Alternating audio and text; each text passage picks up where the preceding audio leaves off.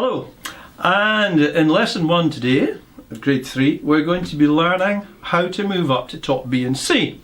Now in lesson 7 of grade 2 we spoke very briefly about vocalization, or using the vocal cords to move the notes up higher than high G, or clarinet G. And we did this moving from G to A, and I'll just recap that. Remember, we spent some time on this. Now, when we move up into high B and C, this is even more important. If you have a look at exercise 1, above G and A, you'll see the note B, it's written with a wee line, and the note above, and then the note C has got 2 ledger lines above the staff. And the fingering is quite straightforward. We just move straight up the clarinet. So we've got G, A, B, C.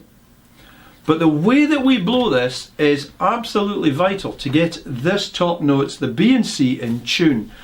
I hear so many people play top B and C flat, even up to quite a high grade. Either that, or they bite the notes and play with a very thin sound.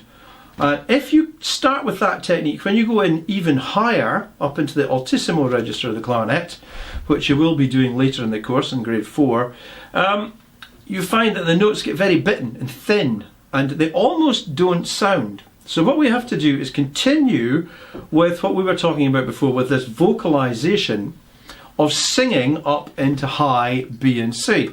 So I'm going to take the G, there's a nice G, I'll start singing G, La, and you'll find that as you move from that G up into C, you really move vocally, you push the air more up into the roof of the mouth. La.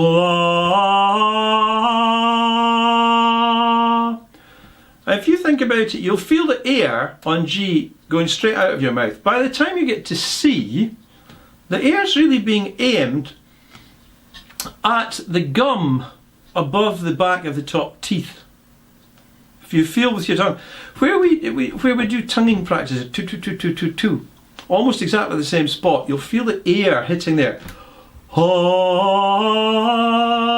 Because you're pushing the air up with the throat. Now I'm going to play that up.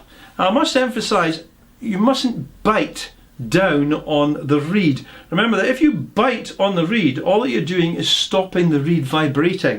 If you stop the reed vibrating, you won't get any sound. Which is what you often hear, and that's the bitten sound when we close the reed off. What we have to do is keep the reed open, keep our ah position, and use our vocalization technique to get up to high B and C.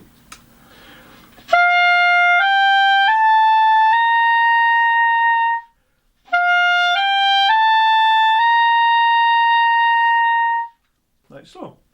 And you practice that on exercise 1. Now you'll notice I put exercise 1 by 5. Now that doesn't mean just by 5 once.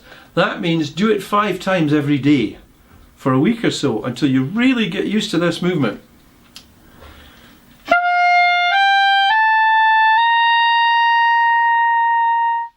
And then on exercise 2 as well.